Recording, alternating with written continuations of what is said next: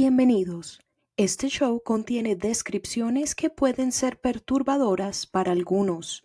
La mente detrás del crimen está dirigido a una audiencia adulta.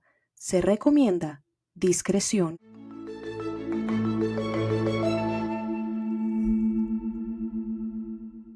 Adolescente con sed de poder, disfrazada de ritual, una mente atrapada entre la fantasía, el culto y la manipulación. Una historia real que acabó en sangre. ¿Quién era Rod Ferrell? ¿Cómo una comunidad gótica se convierte en protagonista de un crimen ritual? Hoy entraremos en la mente del vampiro de Kentucky, un viaje oscuro por la mente detrás del crimen.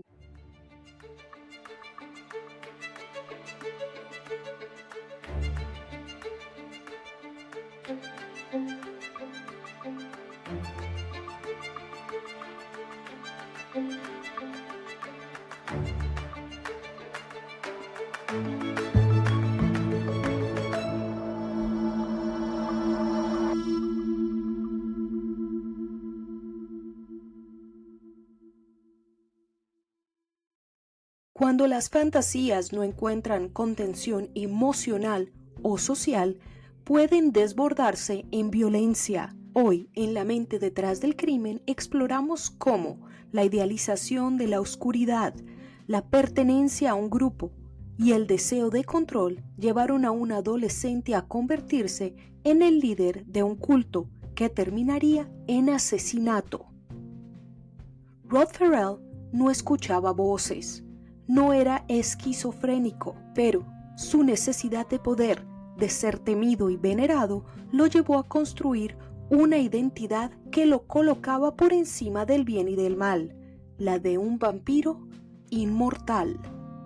Hoy nos acompañará Laura Villaveses Díaz, neuropsicóloga clínica del desarrollo, para guiarnos por la mente de quienes encuentran en los rituales, en lo simbólico, y en los juegos de poder una salida peligrosa a su vacío emocional.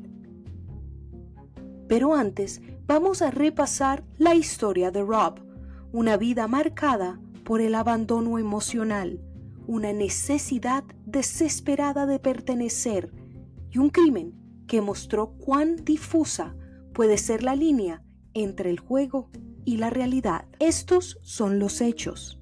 Esto fue lo que sucedió.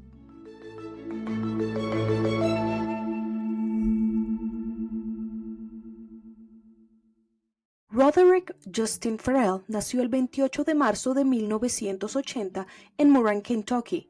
Creció en un entorno inestable marcado por la ausencia de su padre y una relación ambigua con su madre, Sandra Gibson.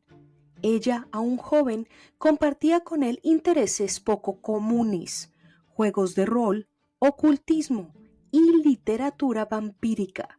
Incluso llegó a escribirle cartas firmadas como su esposa del más allá. Rod encontró refugio en el universo oscuro del juego Vampire The Masquerade, un juego de rol que permitía a los jugadores asumir identidades vampíricas con clanes, poderes y rituales. Para muchos era solo un juego, pero para Rod se volvió la realidad. Adoptó el nombre Bazago, un supuesto vampiro de 500 años, y comenzó a comportarse como tal. Dormía en ataúdes, hablaba en tono arcaico y convenció a un pequeño grupo de adolescentes de que él era un ser superior. Formaron así un culto, el Vampire Clan. Lo que comenzó como una comunidad gótica inofensiva pronto se tornó en algo más oscuro. Rod se volvió dominante, controlador y usaba la literatura vampírica para someter psicológicamente a sus seguidores. El grupo realizaba rituales donde se cortaban para beber la sangre de unos a otros. En este contexto conoció a Heather Waldrop, una chica de Florida que decía sentirse incomprendida por sus padres. Rod la idealizó y cuando ella habló mal de su familia, él lo interpretó como una invitación implícita: eliminar a quienes la oprimían.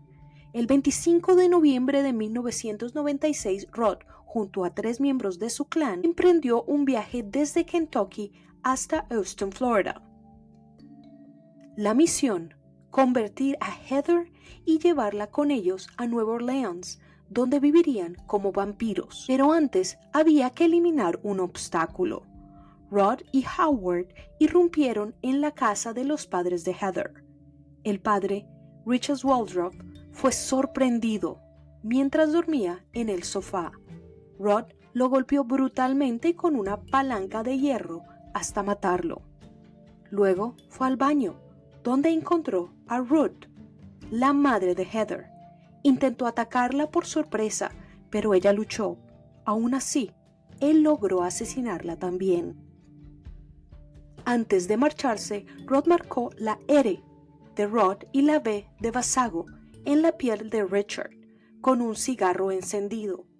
Un acto simbólico, una firma macabra, un ritual de sangre. El crimen fue descubierto rápidamente. El grupo fue detenido en Luisiana tras usar las tarjetas de crédito de las víctimas. Rod Ferrell confesó sin mostrar remordimiento.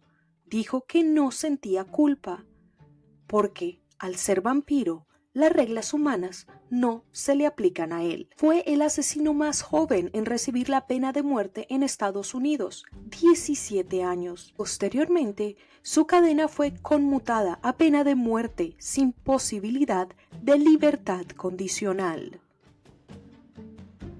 Pero detrás del horror queda una pregunta. ¿Fue Rod Ferrell un asesino frío y manipulador? ¿O fue el producto de un entorno emocionalmente negligente, mezclado con fantasías rituales y un poder simbólico malentendido?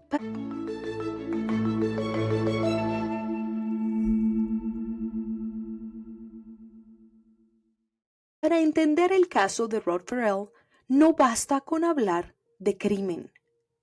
Hay que hablar de cultos, de identidad simbólica y de rituales como forma de compensar el vacío emocional. Rod construyó un personaje, Vásago, que le daba la vida que él quería tener, el poder y el respeto. Los rituales con sangre no eran solo un juego, eran una forma de sellar alianzas, de crear una familia ficticia donde él era el líder absoluto. El culto que lideraba funcionaba como una microestructura sectaria.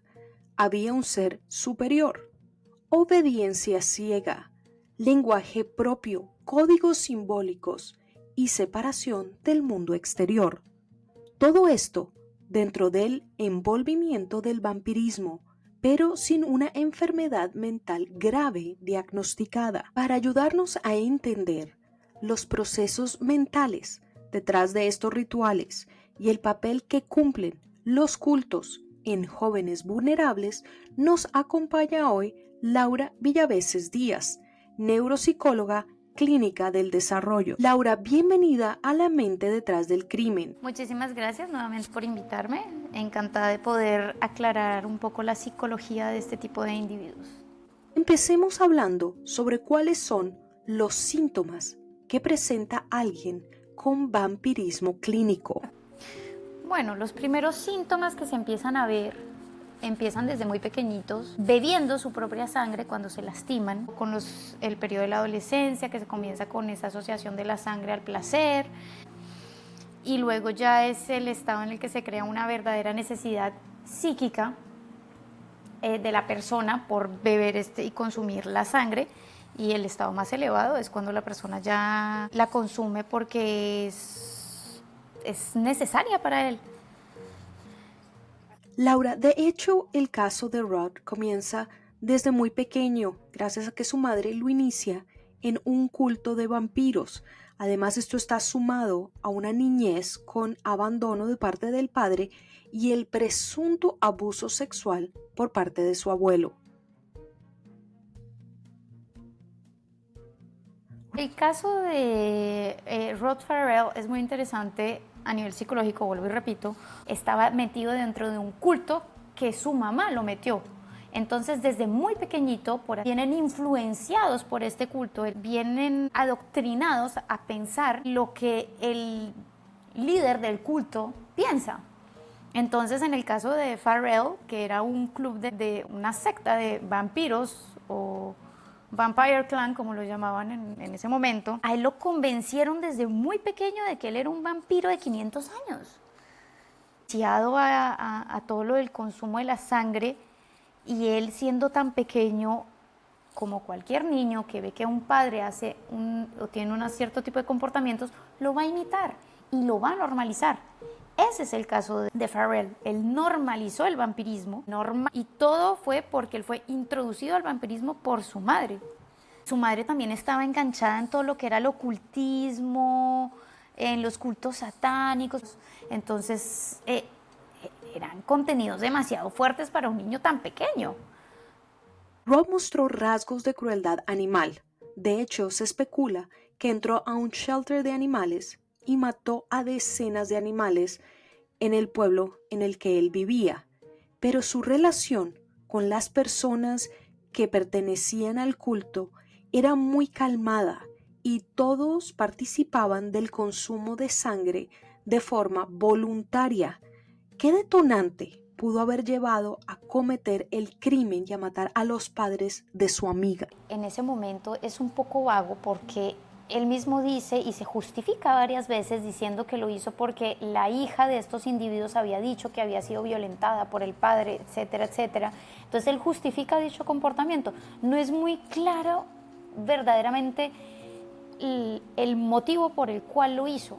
Desde mi perspectiva, fue un momento en el cual él llevó a cabo un desahogo psicoemocional que tenía desde dentro, porque a fin de cuentas estar expuesto a todos esos contenidos que él estuvo expuesto dentro de estas sectas vampíricas de ocultismo, satánicas, le generaron a él una serie de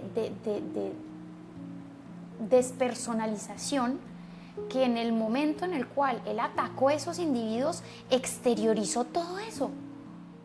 Muy interesante, y el caso de Farrell tiene inicios en su infancia, en su necesidad de pertenecer.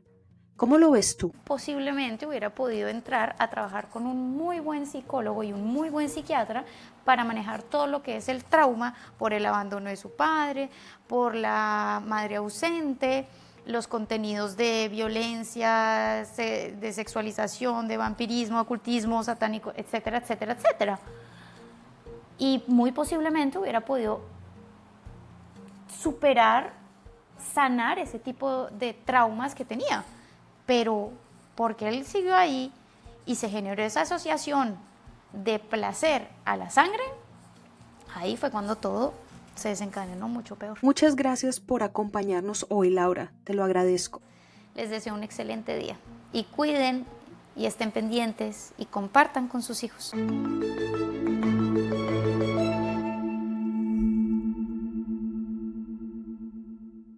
Y para concluir, Rod Farrell no nació vampiro, nació niño inseguro, solo, en busca de una identidad que le salvara la vida. Pero eligió la oscuridad, eligió el miedo como mecanismo de control, eligió ser adorado por encima de ser amado. Los rituales pueden ser una forma de sanar o una vía al abismo, cuando se usan para dominar, para justificar la violencia, dejan de ser símbolo y se convierten en arma. Hablar de cultos no es hablar solo de lo extraño, es hablar de la vulnerabilidad, de cómo la necesidad de conexión puede volverse un camino a la destrucción. Gracias por acompañarnos en este episodio de La mente detrás del crimen.